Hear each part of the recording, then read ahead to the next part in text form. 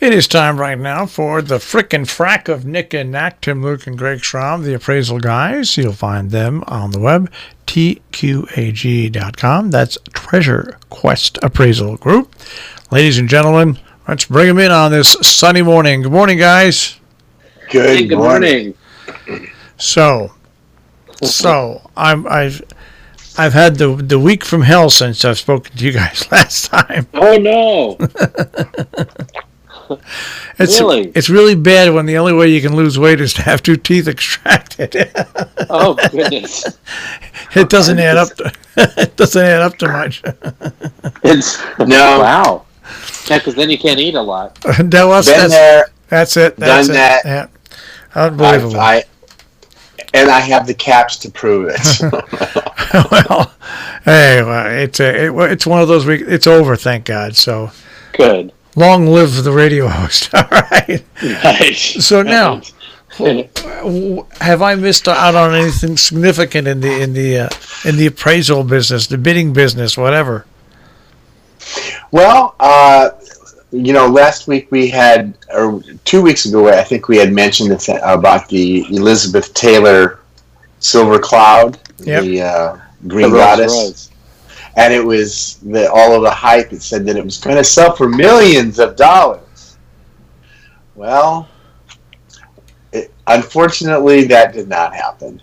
But it did sell for a respectable $520,000. So I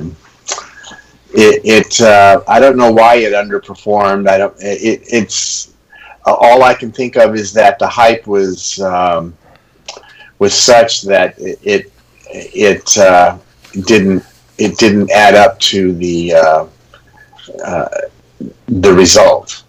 So, but apparently the person who bought it is very happy and well, sure, they were expecting to pay $1 million. Yeah. It was less, and it's hard to say because in the article they don't really go into it. But I know the auction firm. What they did is they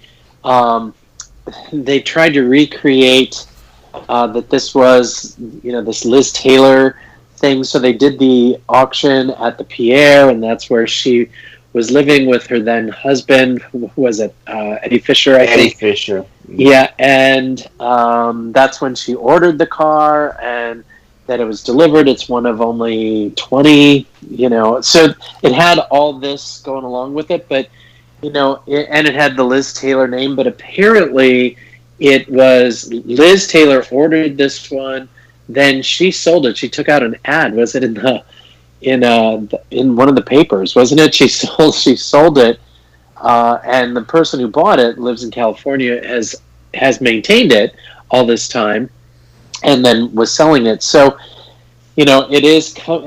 She was a previous owner, which that's great, but it's not coming directly from her estate or anything.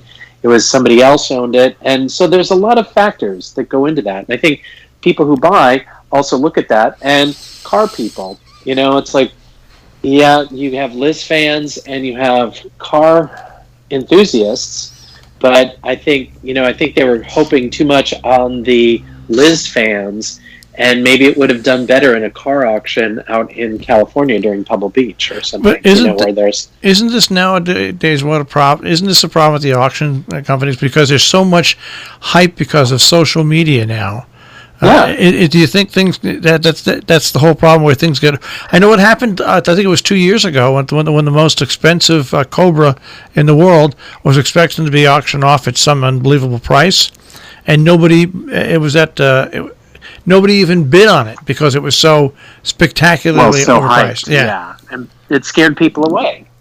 And I think that's the plus and minus, and I think that's what auction companies and I think people who use social media are understanding is that there is a lot of hype that's out there, and sometimes people do listen to that stuff, and then they're like, if it's going to go for that much, then why should I even bother?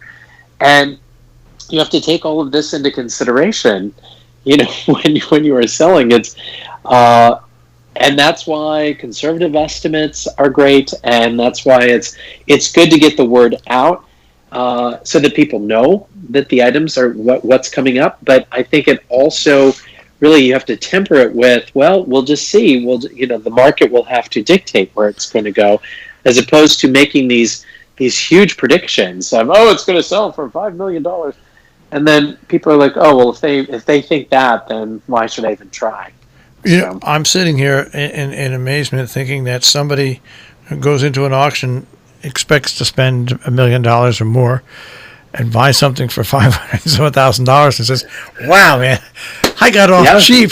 I'd love to." Yeah, I'd love to. But that does happen, and that's happened at several of the memorabilia auctions that I've been at, where it's like, "Oh, this is amazing," but they'll say, "Oh yeah, well, I was expecting to pay a little bit more," and a lot of that goes with the hype, and that's where it's a very fine line. It's a very fine line on what you have to do, and it's interesting because we watch it from the auction standpoint, watching that, but then from the appraisal standpoint too, is looking at, okay, well, here's a piece, and was it not the right market? Was it not the right place for it to be sold? This is what I brought up is, nothing against the auction company or anything, but they wanted to go with the memorabilia side of it, but would it have performed different if it was in more of a car auction with that celebrity, provenance in a car auction? So would that have pulled more people? I don't know. It's hard to say. It's easy after the fact, especially when you see the results. But going through it, you think, oh yeah, this sounds like a real plan. This sounds like it would work. So it's interesting how they market and how that's all pushed out there. So that's that hype. Putting a car like that through just a regular car auction, I don't think would work. I think if it were a non-customized, in perfect condition Rolls Royce, it would do better at a car auction than one that was associated with Elizabeth Taylor. I think for it to get over that much money, I think it was staggering, and they should be anybody should be happy. Yeah.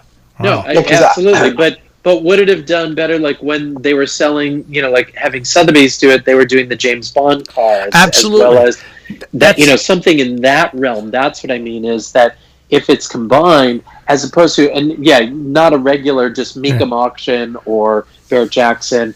I think it would get lost there, but I think a specialty type of thing, and it's hard to say. You're right on that, because it would. You put that car with let's just say one of Paul Newman's race cars, and you put it with and you get 4 or 5 really high end things in there, and you're right. And then hold a party where there's lots of fancy wine and food, and right. You do like a vintage Hollywood car collection, of people. But I think that, but.